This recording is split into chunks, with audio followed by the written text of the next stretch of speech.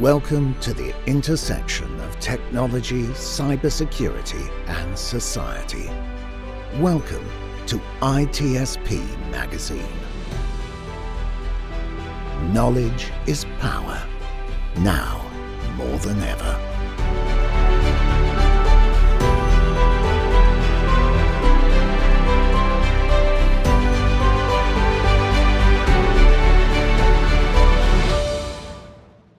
Marco. Sean. It's a happy day. It's a happy day. You know, Happy Days used to be one of my favorite shows growing up. Hey. The phones, exactly, yeah. Now we just dated ourselves. I know. Yeah, I did. I know. Thanks very much. Well, I invite everybody to go and rediscover that classic. I guess I started us off, didn't I? The Happy Days. No, but it's if you're a SOC analyst, you may say, where is it a happy day? Because there's some research that our good friends at Devo did, and Kayla Williams is on with us to help us talk a bit about that. Welcome, Kayla. Good to see you again. Hello, gentlemen. It's lovely to see both of you again. I mean, I feel like I haven't talked to you in such a long time, but it's so good to see you. Like here we are. Yesterday, 2 years ago or something. I don't know. But yeah, I think there are happy days, few and far between. We just need to understand a bit better what makes a happy day, how we experience it, how we can replicate that for more of them and across the industry.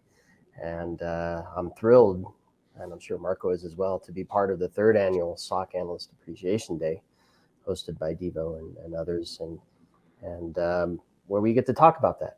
Right. And we get to bring analysts in and share stories and look at the future and look at what's going on. And a lot of this conversation today is going to be driven by research you did that I mentioned, Kayla, that kind of highlights some of the findings of what's going on and perhaps will give us some insight in how we move forward. So we're going to talk a bit about SOC Analyst Appreciation Day. We're going to talk about that report. But before we do that, let's talk about Kayla. I'm sure folks know who you are, but a brief intro for the new listeners who haven't listened to or seen you. Yeah, I am Kayla Williams. I am the CISO at Devo Technology. I've been in this role for a little over a year and a half now, and I am a non-traditional CISO insofar as I came up the GRC track. So my background is something that is actually going to be discussed during SOC Analyst Appreciation Day, which is the next happy day for SOCs, analysts and teams. So I think that was a great little tie in there, guys. I do love that. That's going to be on October 18th. My panel that I'm going to be moderating and having some discussion around is actually on there's a role for everyone in security. And that is kind of based coming up the governance, risk, and compliance side. And you know, I think to kind of hark back onto the happy day piece, you know, I really feel that people that are in the SOC already, who are in security or who are thinking of moving into the field should really, you know, register SOCAnalystDay.com, October 18th. I'll keep plugging that. And really, you know, tune in to learn about what this wonderful field has to offer. Yes, it's stressful, but that's why we have SOC Analyst Day. Exactly. And I'm going to plug in with the Happy Days because, you know, Sean, maybe you were regretting to open with that, but I thought it was brilliant. It's one of those things that just came out and it works because the question may be what makes a happy day, even in a very stressful environment like the one can be when you're in the SOC. And I think, you know, the choice of the name Appreciation Day, it's very well thought. And I think I said that the first time because I feel appreciated because it's the third time that we are actually going to be moderating something there. We're part of this initiative, and I know that it's been doubling the audience from the first year to the second year. So right now we want to go even more than double. We want to just grow exponentially. That's why we're recording this with you to start with. So I want to ask you, what makes a happy day, on your opinion, on top of what I just said, to be appreciated? And what make a really bad day? Maybe we need to know that too. I think what makes a really bad day needs to be acknowledged first, because that can lead into a solution to give you more happy days. I feel that it's really important to note that the research that you alluded to before that Devo has done, we found that 83% of IT security professionals admitted that they or someone in their department made errors because they're burnt out. And whether those errors led to like an operational incident or an actual security incident or breach, that can be downtime. That's dollars lost. That's fines. And also personally guilt and feeling horrible for doing something, if you made a mistake. I've made mistakes before. I know what that feels like. And I think the bad days are the burnout that's been driven by monotony of looking at the false positives and the alert fatigue and not being able to really focus on what might be considered value add for your organization from a risk perspective, not feeling fulfilled in your role. And again, not feeling appreciated, I think is a key point where there's just a big disconnect between what is actually happening boots on ground and up at the C-suite and in some cases at the board level as well, and not truly understanding what that feels like, being on the front lines there. But there are ways to get good days, and October 18th will be one, because we're going to celebrate all things SOC Analyst, and we're going to talk about ways to remediate some of that stress and anxiety that you may be feeling, focusing on mental health with CyberMinds, which is a nonprofit that's been founded in Australia to deal particularly with cybersecurity team stress and burnout. How to get into the role if you've chosen security as your role after all the headlines and all the things that you've been reading lately. You should know you're coming into a very stress inducing field, and how to cope with that, and really how to better leverage your tool sets. How does AI fit into this? Can you automate those alerts? Devo has a wonderful opportunity to help teams with our platform by automating some of the false positives and the playbooks that you have, and cutting down on that doom scrolling through hundreds or thousands of alerts that these first line and second line SOC analysts deal with. And that helps to free up time to focus on more things that are relevant to the business and value add. So there is bad, but the silver lining is it's a great way to move into that happy day, if you will, which I'm leaning into it hard now, Sean. I'm loving it. Yes, that makes me happy. Now, I think I want to maybe broaden this a bit before we get into more of the panels and discussions we'll have that day, and some more of the research. But one of the things that come to mind for me is, do we treat that team, those teams, those people differently compared to others in the organization? Have we as a security industry positioned ourselves as security professionals as capable? We're always a warrior, always fighting, and therefore we can handle it, and therefore we don't need the attention to overcome some of these challenges? Or is it SOC analysts are at a certain level and they don't get the attention, don't have a voice? And as a CISO, maybe can you share some thoughts on, do we recognize the challenge? Do we address it appropriately relative to the rest of the organization? Whew, that is loaded. My goodness, if I had known, I would have. We have 30 minutes, so just go for it. That's not enough time. No, I think that's an absolutely fair question to ask of all CISOs, directors of security, CIOs, and even the executive team. People tend to look at the SOC as that front line. They are expected to, do the grunt work, the day in, the day out, and they don't always have the opportunity to communicate up what's going on. They rely on their directors to share those messages. And where I feel there has been an unfortunate oversight and across the security industry as a whole is that there is actually real value that can be, derived from those functions.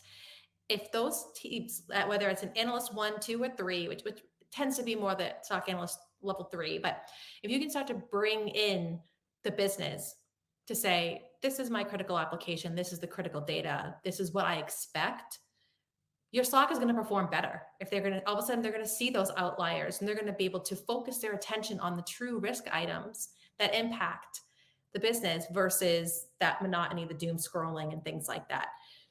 So there is certainly a disconnect between what the SOC team is doing, what the business thinks they're doing. You know, like those memes that you used to see, right? Like what my mom thinks I'm doing, what my girlfriend thinks I'm doing, and whatever, right? That's very much the case here in the SOC. And like, it's like what I'm actually doing. And it's just like, you know, someone's there scrolling through alerts. So I really do think there's an opportunity as a whole for our industry to reevaluate what those folks are doing, what they you know, what should they be doing versus what they're doing, where the value is being derived, if any. Maybe there isn't, because you don't actually know what your alerts are. Maybe there's something that should be tweaked and have those tuning sessions done with the business, and that could be a year-long initiative that you do, and that will drive more value. And I do feel for the SOC teams out there, having worked in security for a long time in a few different industries, they are always tired. I mean, I think I am too, to be honest. They're always on edge, because if they miss something, that fiduciary responsibility, that guilt sometimes can sit on you, and that drives you to want to be glued to your phone and to your laptop and not getting up and moving around. And it's definitely time again for our Appreciation Day, right? It's every October, but it's certainly, after what we've seen over the past year with all the media announcements of breaches and things, like, yes, like there needs to be a shift in our industry for sure.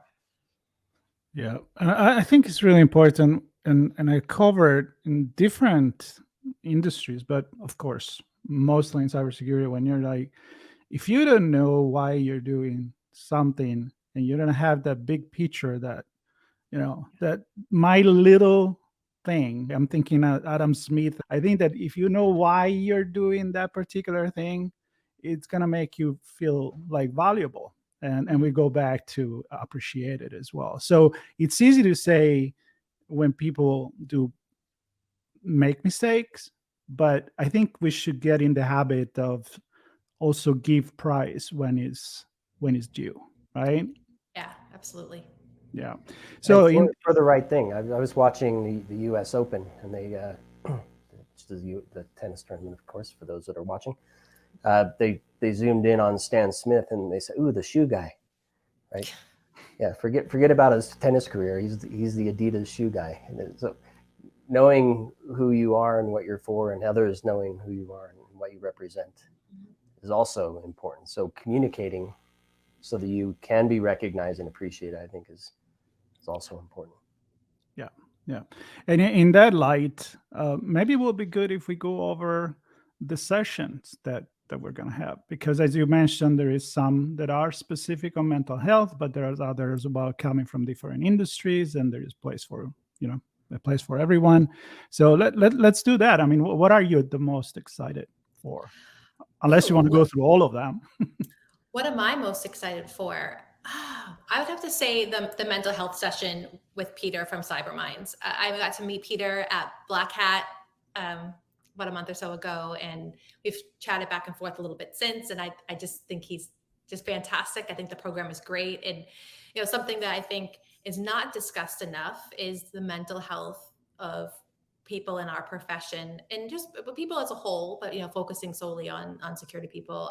I spoke at Blue Team Con a couple weeks ago, maybe even 3 weeks ago by now. 4 weeks, I don't even know what is time.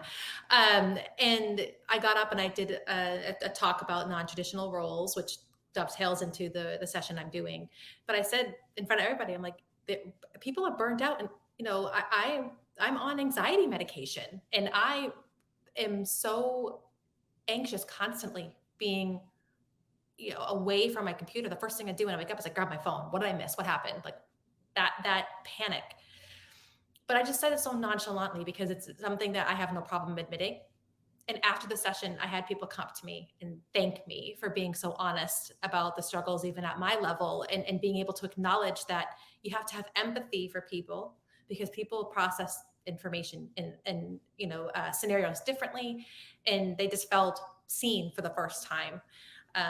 So for me, the mental health hits close to home, and it's definitely something that I feel that more people need to be empathetic, that the people process things differently and handle situations in ways that make something, but that's just what they do. So this session to me, I think, is a must see. And then of course, the other one is your session, the panel that you are, a day in the life of the SOC. Of course, got to plug that here. We'll get there in a minute, but I want to stick with the one you were just talking about, because I think it's interesting that the first step is to discuss it, right? And perhaps when that happens, the natural reaction is to judge. Well, why does someone need that, or why are they doing that? And I feel it might be a fine line between judgment to understanding, and then really truly recognizing if there's a problem there, right? So turning the judgment into there's a sign for a call for help, perhaps.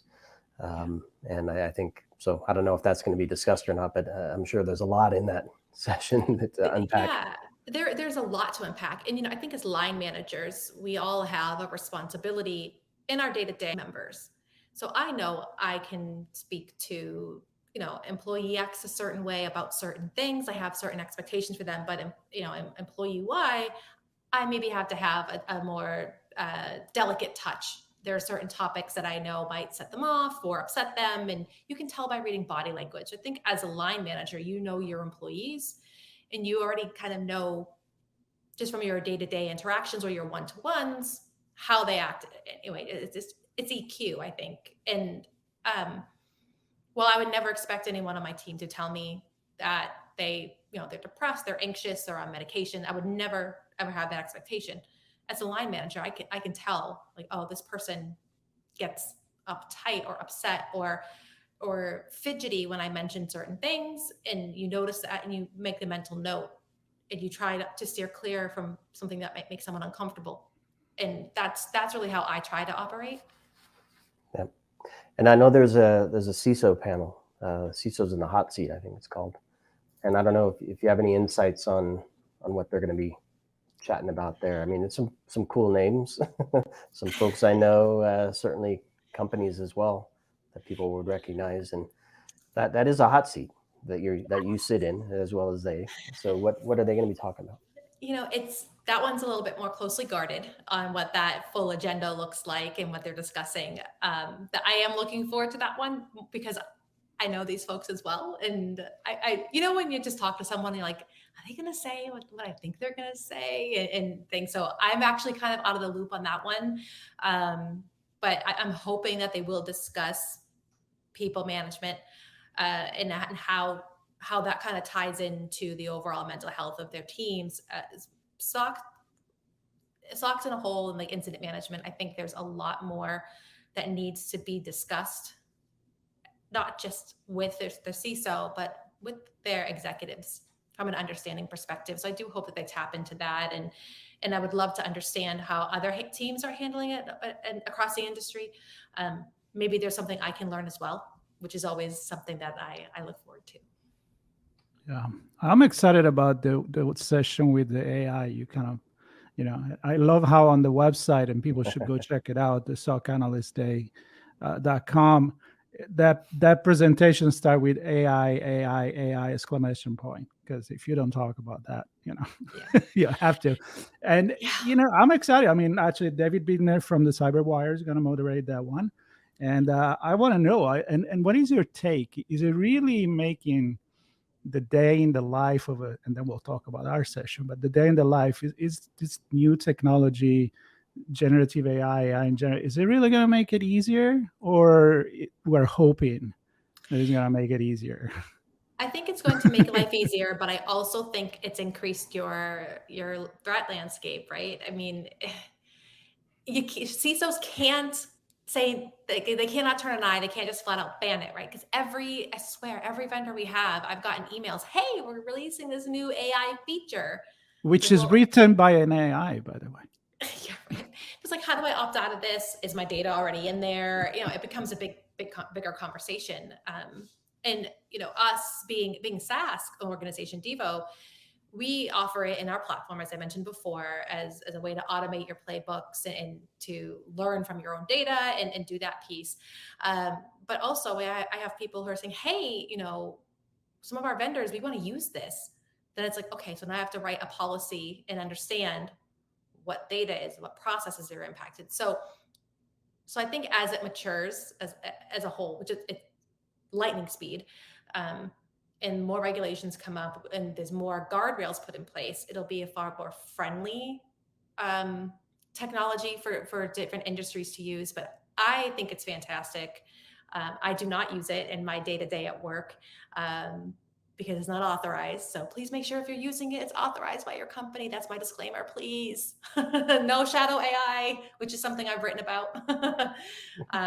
But it has to be used responsibly. So. Yeah, absolutely. And I have a question I'm going to close with, but I do want to touch on our panel. And as we noted at the beginning, I'm thrilled to be part of this for the third year in a row. We helped kick things off in the inaugural year, and we've only seen it grow. And I'm pleased to be part of this. And so we get the fortune, Marco, you and I get the fortune of hosting the day in the life of the SOC panel, which is really cool. We have JJ Davey on again, who we know. Yep, we had it last year. Yeah, and a couple new folks on the panel, but folks we know as well, Jules Okafor and David Meese. And I think this is a chance for us to actually get in the minds of the analysts, talk about what they do, what they struggle with, how they turn to their peers for help, how they communicate with their managers. I'm guessing at all this stuff, it's in their head, kind of like the CISO, the CISO panel. I can envision what we're going to talk about, but at the end of the day, they're going to share what's on their mind and engage with each other as they trigger different things. Hey, I know that too, right? So it's going to be a good session. I always enjoy learning from that team. I've not been a SOC analyst, and I don't play one on TV, but they hold a seriously important part in the security program and the business overall. So I'm excited to have the insights from those three folks.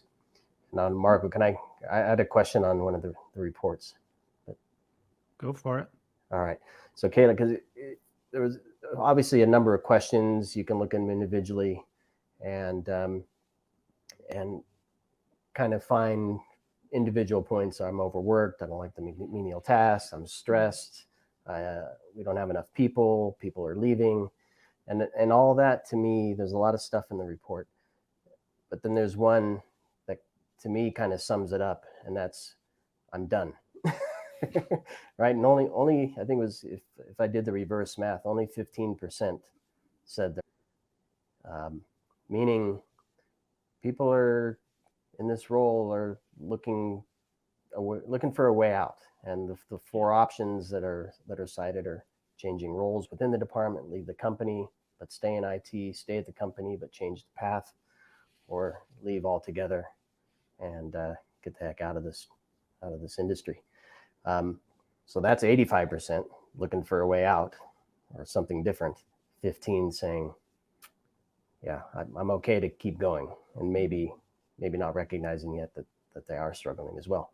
So my point with that is, we want to appreciate and recognize the analyst, but I sure as heck hope everybody working with and surrounding and supporting and benefiting and being challenged by that role also join this day to understand what role they play in this TV show called Happy Days of the SOC. That they can learn from this group of panels and discussions that we're going to have that day. So I don't know, any thoughts on the stats and then anything else you want to add would be cool. I want to say I'm surprised, but I'm not. You know, I work it every day. I see it. The frustrations that are felt by, I think, security organizations as a whole, not being heard, not being taken seriously, being told, oh, well, that's just a risk. It hasn't come to fruition, so it doesn't matter. And then when something does come to fruition, they're blamed. The people process technologies not being in place, cross collaboration does not always happen as smoothly as one would like it to. My priorities aren't your priorities type of thing. And there's a lot that leads to stress and burnout and that unhappiness, and it needs to be addressed. And I hope that others, as you mentioned, Sean, do attend this and try to understand where that frustration and the people jumping ship are jumping for a reason. If you have that innate desire to be like a crime fighter in frontline, finding the bad guys and hunting and wanting to do the right thing, having that drive for integrity and change and things like that, for you to decide I'm done, there's always that like straw that broke the camel's back scenario that might be something really small in comparison to everything else that's happened, but you just reach that point. And I've seen it. I've talked to my friends about it. In their industries, their teams are struggling as well. So it's not just, in a particular part of the security industry. It's everywhere. And I do hope that people attend and take away something, whether it's for themselves to learn they're not alone and how to cope and how to reach out for help, or if they are a line manager or a peer of someone, or even if it's someone in your own family or friend that you're seeing that's also stressed out, and recognize that and offer that hand as well. Yep. Good points. Yeah.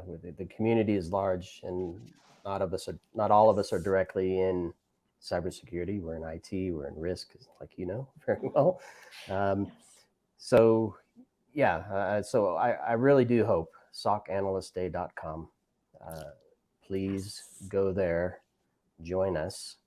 The whole session, all the speakers, you can send it all or see it all there, and register to attend and